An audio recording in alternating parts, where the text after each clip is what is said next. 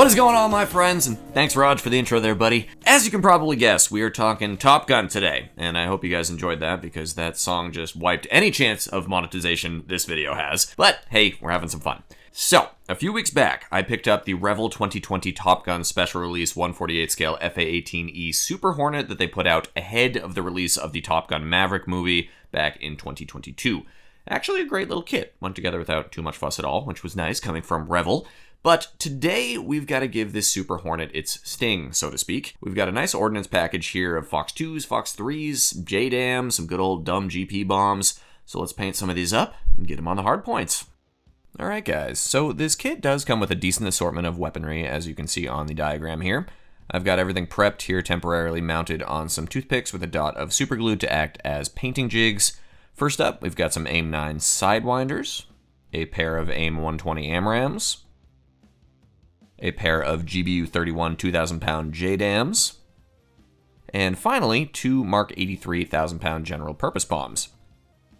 And as a quick aside here, those of us that have seen the Top Gun sequel might be thinking, hang tight, didn't Mav and co use paveways in that big attack sequence in the movie? And you would be right. Where are our paveways, Revell? In Revell's defense, the kit was released before the movie came out as kind of a teaser promo. They really just slapped a new decal sheet on their existing Super Hornet kit. I don't know what went on behind the scenes, of course, but it seems as though the folks at Paramount might have kept the movie's plot under wraps when they made the deal with Revell. So no paveways for us. We're going to build this one out of the box for a different mission, I suppose. First things first, as always, let's get these sprayed with a nice coat of black primer to serve as our base to work up from.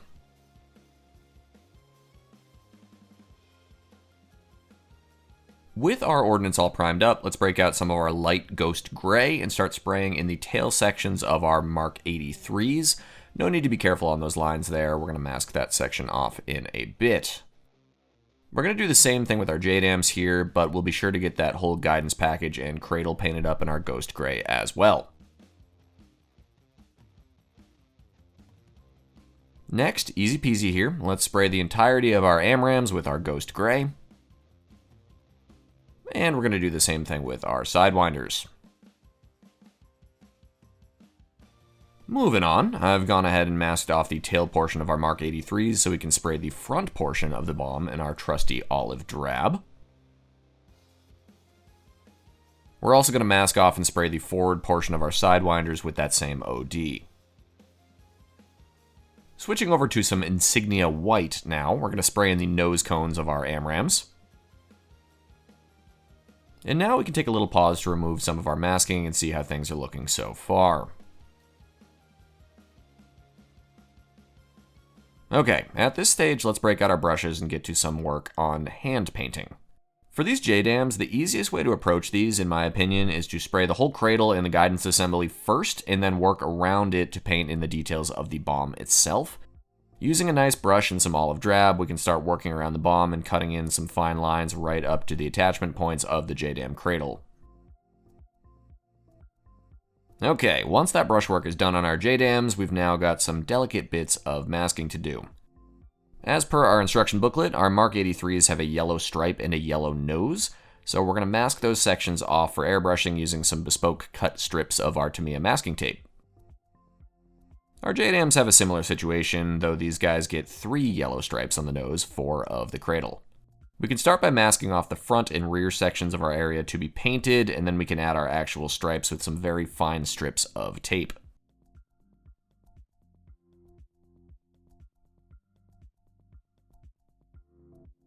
Our Sidewinders will have 2 stripes along the length of the missile, yellow in the front and red to the rear. We'll mask both of those off as well.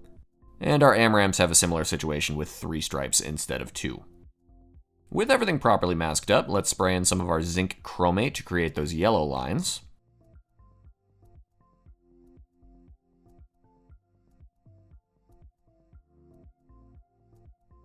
And we can repeat this process with red on all the Ordnance that requires red stripes as well.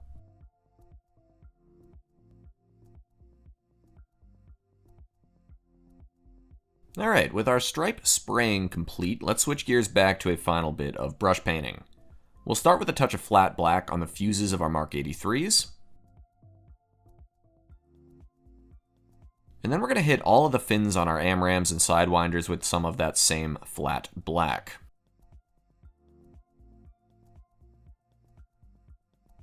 While we have our black loaded up, let's also paint in the seeker heads of our Sidewinders as well.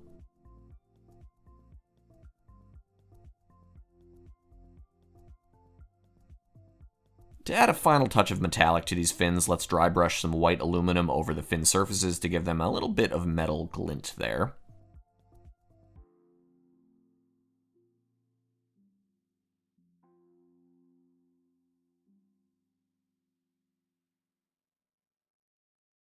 And while we've got it ready, let's also get some of that aluminum up on the fuses of our Mark 83s. For our last bit of painting work, we can come back with some of our original light ghost gray and correct any overpainting mistakes on our stripe work.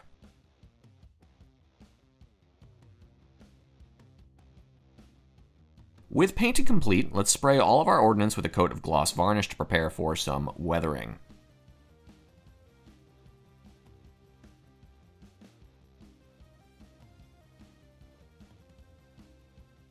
We're going to keep our weathering super simple today, using some of our Flory clay-based wash. We're going to brush a nice sludge coat all over our bombs and missiles and let that dry completely.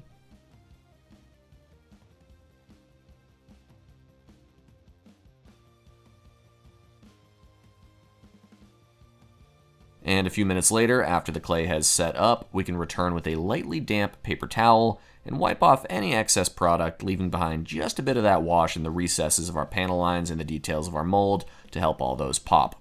Really basic stuff, but it adds a nice little bit of detail to all the small Ordnance like this.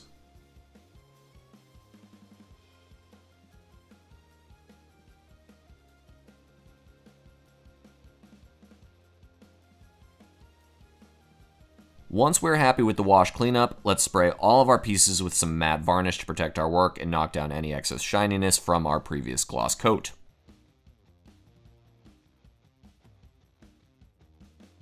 And with that, all we've got to do is mount our Ordnance using a bit of super glue.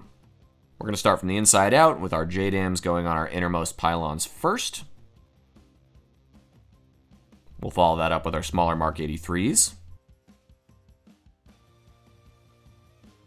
Next comes our AMRAAMS. We'll get those Fox 3s on there.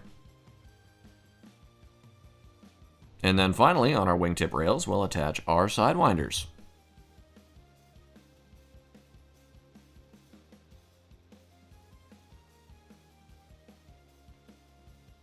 And with that, my friends, we've got ourselves a well-loaded up Super Hornet.